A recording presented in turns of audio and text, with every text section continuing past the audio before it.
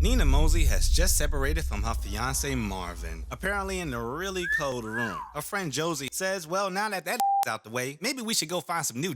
She's like, all right. And they go to a poetry bar where she meets an author/poet named Darius, hanging with a group of gorgeous, funny, and charismatic non-white people. Darius sees Nina and Darius's says, hey, what the hell going on around here? So he gets on stage to perform a poem called The Blues for Nina.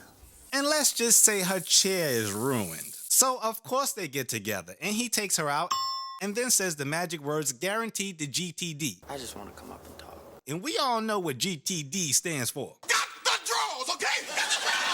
We then learn Nina is a struggling photographer. Take off your clothes. And Darius is an author who will never finish his book because he's using a typewriter. Fast forward, Marvin enters the picture and says, I need you, baby. Come back to New York with me. And she's like, all right. She goes and he complains about his oatmeal crisp and doing this whole living your dream thing. And then she says, on second thought, you can eat a I'm out. So she goes back home and finds Darius snuggled all up with his ex. And she's like, nope. Bruh. Instead of calling Darius, she hangs with his hearse-driving player friend Hollywood, who takes her to a party where obviously Darius would be, proceeds to get upset and demands him to drive her back home. To which he replies, Walk.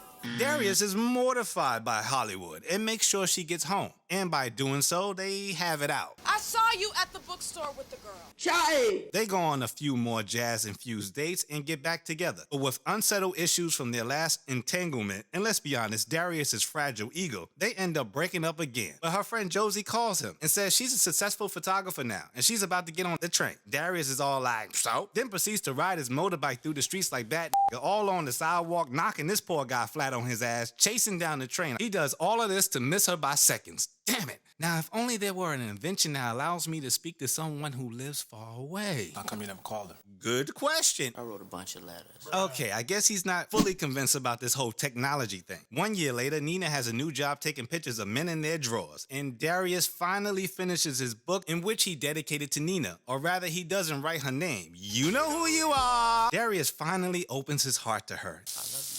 And under the teardrops from heaven, they make out and all's right with the world. The end, and follow for more.